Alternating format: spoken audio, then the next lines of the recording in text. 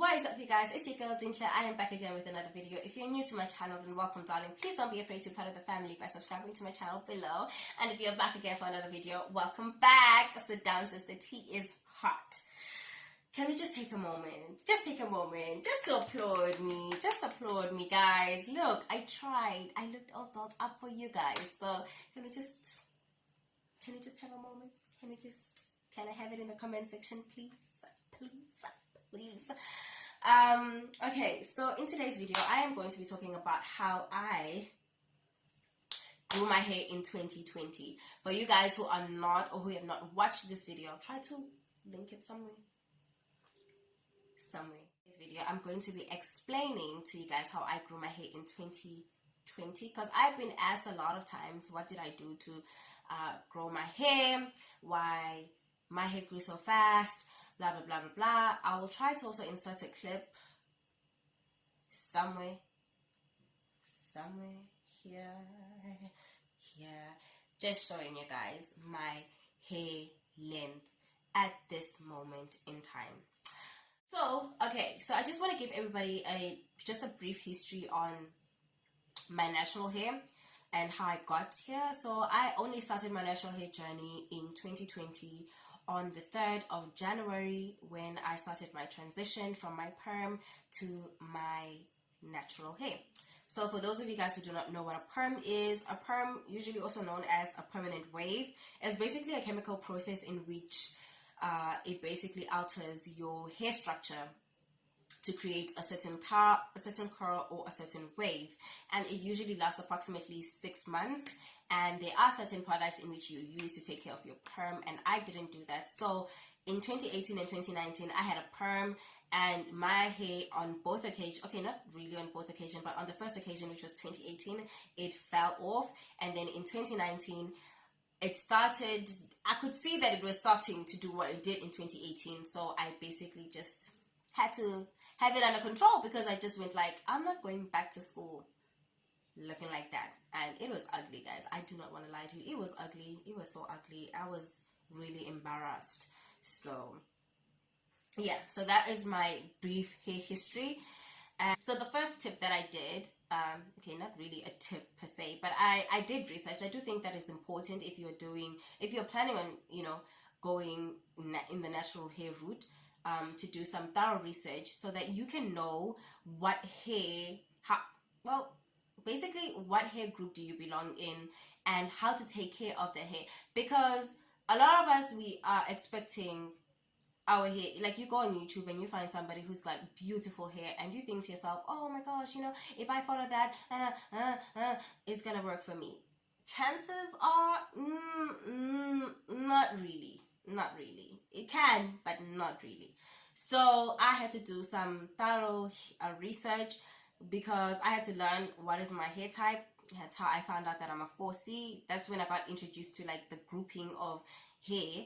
Didn't know that was a thing. But yeah, and once I did that, I finally went on Pinterest, and I went and I did further research on how to take care of my hair as 4C, learning about such things such as porosity, hair density, hair types, hair textures, and etc.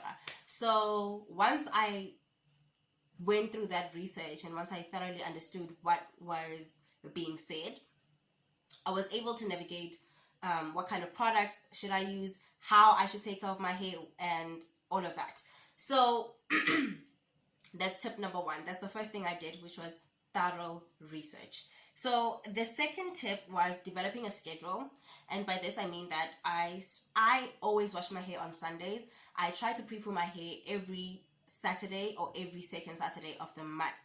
So yeah, I had to learn that hair needs to be pre-pooed, and that there are different ways of pre-pooing your hair. So that really helped me, and that really helped my hair per se. Like, my hair is much stronger now than it was when I started my hair journey. So I guess I can just put it lightly like that.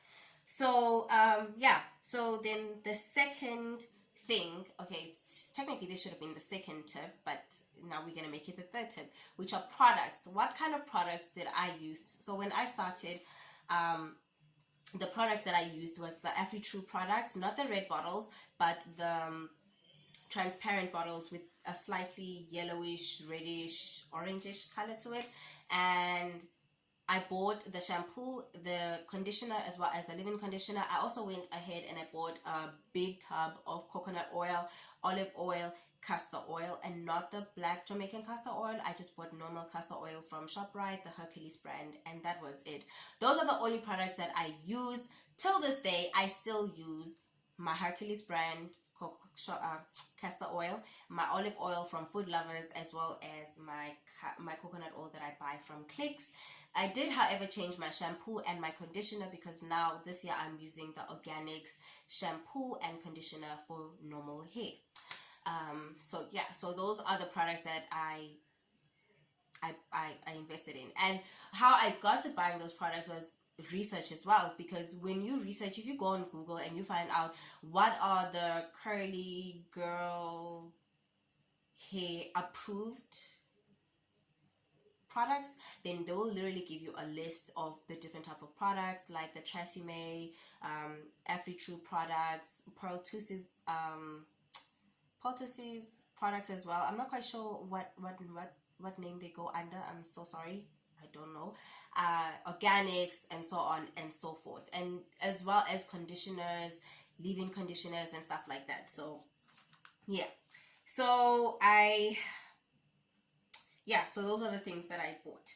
So schedule, back to the schedule. I started following a specific schedule where I washed my hair on Sundays. Every Sunday of every month, it's wash day. I will not compromise on that. That is it. And to a point that if I don't wash my hair on Sundays, literally my scalp starts getting itchy. My hair starts like giving me a tantrum. Like, girl, you already know that you're supposed to watch us. Like, you're supposed to wash us. So like, what's going on? What's going on? You know? So yeah, and then I pre-poo my hair every week or every second week. I try to do that. Sometimes it can be really exhausting to be pre-pooing your hair, but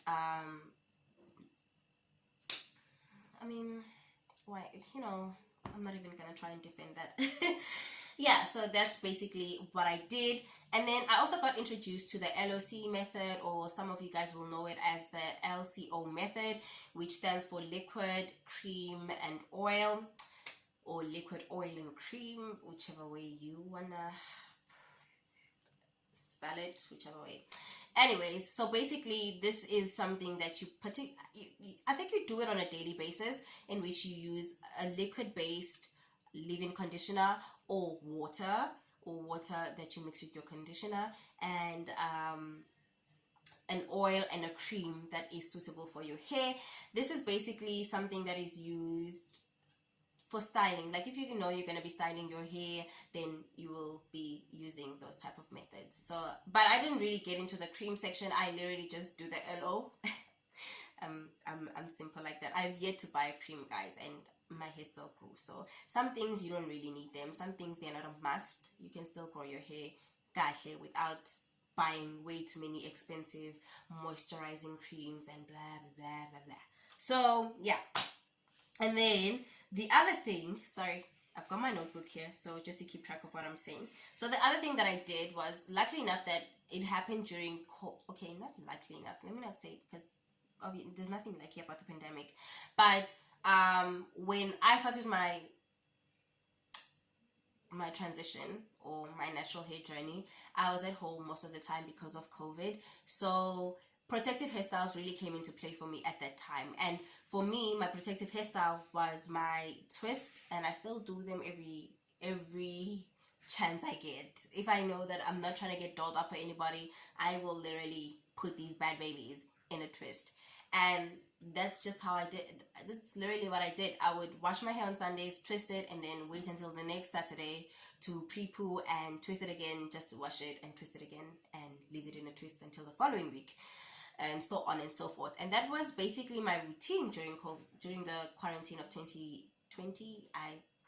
That was my go-to style. Okay, that was my go-to protective style, and that is important. Like for natural hair, do think that, guys, you need to start learning how to do protective hairstyles, because braiding does also count as protective hairstyles. Wigs as well also count as protective hairstyles, but I haven't done either one. I don't own a weave. I haven't done braids in literally, wow, it's been years. Okay, so the other thing that I got introduced to was trimming.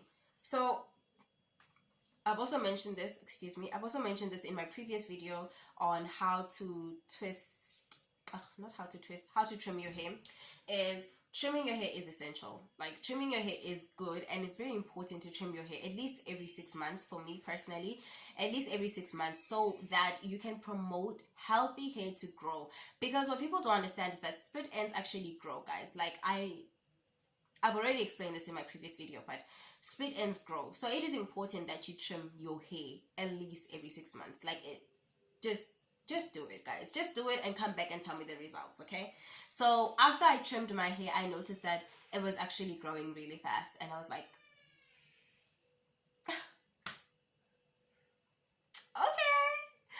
okay. And I also just recently trimmed my hair, and it's by my chin now. It's by my chin, okay?